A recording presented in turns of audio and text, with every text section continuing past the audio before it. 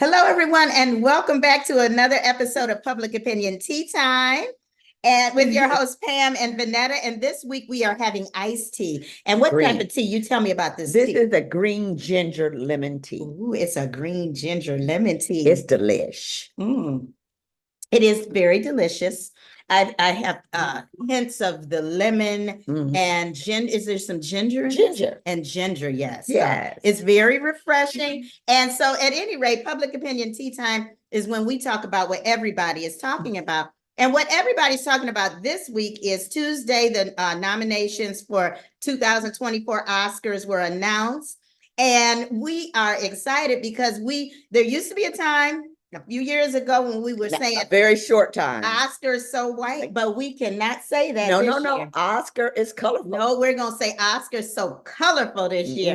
And we are excited to watch the Oscars. There were 5 African Americans who were nominated.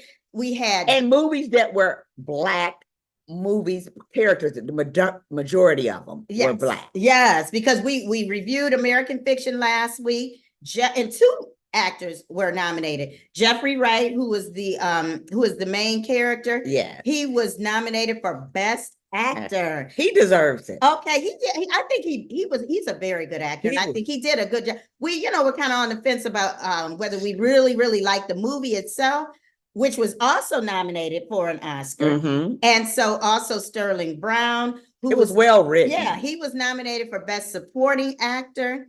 So we shall see. And then Divine Joy Randolph, she was nominated as Best Supporting Actress. She played her role in The Holdovers. Yeah. And so we're going to have to review The Holdovers for you. We're going to talk about that. And then Coleman Domingo. I love him. He's just, to me, he's just such a good actor.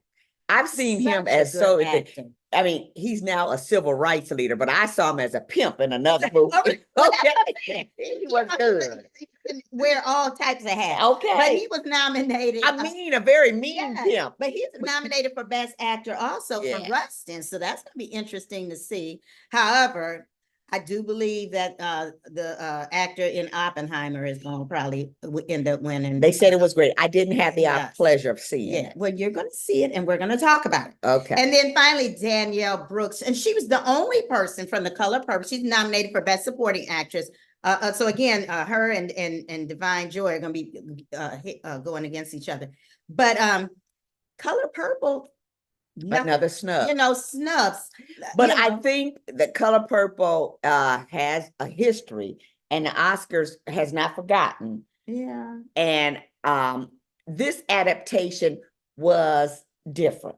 Yeah, I mean, I liked it. I can't say I saw anyone else outside of her who really should have been. Fantasia did a good job. Fantasia did an excellent job.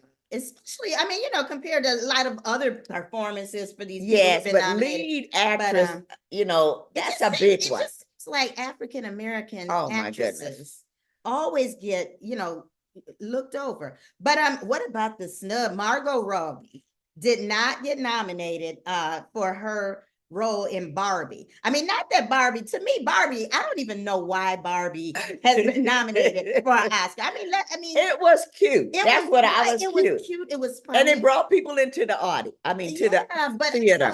As a movie as a whole, I don't think it should. I think the writer and producer and all that, and Margot Robbie was part of the writing team. So she was a producer. She was one of the producers. Oh, and she was part of the writing team as well. And so that has a place. I didn't necessarily see where Margot Robbie needed to be nominated. Yeah, but the only thing is, also same thing as Greta Gerwig, who was the producer on the show. She wasn't nominated for best, for direction or being the producer at all.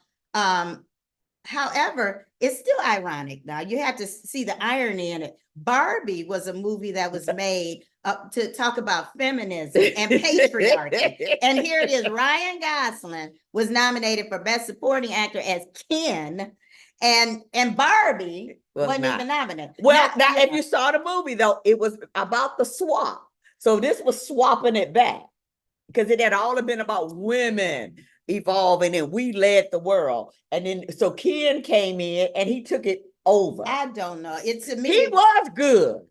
I thought he was hilarious. Okay, now I love Ryan Gosling, and I really do. I think he really, I like him at period. Really, to tell you the truth, I think he really had to put himself in to a whole nother character to be, and he embodied Ken. And I understand because it was silly. He didn't play it as silly. He acted. He didn't play it as silly. But it just has the appearance of looking. It does. Still so patriarchal. The man is the one who's going to be recognized. The woman who developed the whole film and everything, she was overlooked. But what I think that the Academy too didn't want to be too poignant. They feel like I think the Academy feels like we have forced the public's opinion into the voting process, and they wanted that to be their own.